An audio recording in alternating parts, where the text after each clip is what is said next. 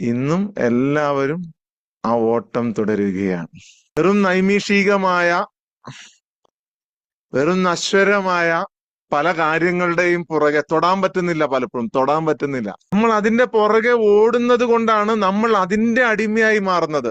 അവിടെ ആരെങ്കിലും നിന്നിരുന്നെങ്കിൽ, പുറകെ ഓടാതെ ശക്തമായ ആരെങ്കിലൊക്കെ ശക്തമായ മനസ്സോടുകൂടി നിൽക്കാൻ തയ്യാറായി കഴിഞ്ഞു കഴിഞ്ഞാൽ നിങ്ങളുടെ അടിമയായി ആ പെൺകുട്ടി മാറും.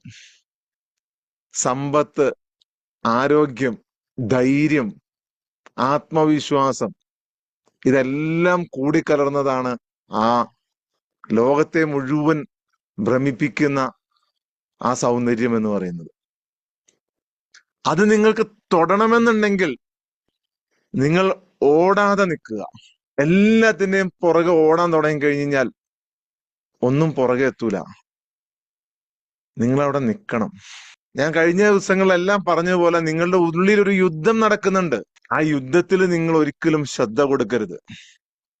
നിങ്ങളുടെ മനസ്സിന്റെ ഉള്ളിൽ ഒരു അച്ഛനുണ്ട്, ഒരു അമ്മയുണ്ട്, ഒരു മകനുണ്ട്, ഒരു മകളുണ്ട്. നിങ്ങൾ സ്ത്രീയോ പുരുഷനോ ആയിക്കൊള്ളട്ടെ, ഇത്തരം സ്നേഹമുള്ള എല്ലാ വികാരങ്ങളും നിങ്ങളുടെ ഉള്ളിലുണ്ട്. നിങ്ങൾക്ക് ആരോടെങ്കിലും ദേഷ്യം തോന്നുന്നുണ്ട്, വിഷമം തോന്നുന്നുണ്ടെങ്കിൽ അതിന്റെ അർത്ഥം നിങ്ങളുടെ ഉള്ളിലുള്ള അച്ഛനോടും അമ്മയോടും മകളോടും മകനോടും ഒന്നും നിങ്ങൾക്ക് സ്നേഹം തോന്നുന്നില്ല എന്നുള്ളതാണ്. നമ്മുടെ ഉള്ളിൽ ഒരുപാട് സ്നേഹവും ധൈര്യവും ആത്മവിശ്വാസവും എല്ലാം ഉറങ്ങിക്കിടക്കുന്നുണ്ട്. ഞാൻ എപ്പോഴും പറയും, ഈ മിറാക്കിൾ മോർണിംഗ് ട്രാവൽ എന്ന് പറയുന്നത് ലോ ഓഫ് അട്രാക്ഷനോ NLP-യോ EFT-യോ റെയ്ക്കി ഹീലിങ്ങോ എനർജി ഹീലിങ്ങോ ഒന്നുമല്ല. നിങ്ങളുടെ ആത്മാവിനെ കണ്ടെത്താനുള്ള യാത്രയാണ്.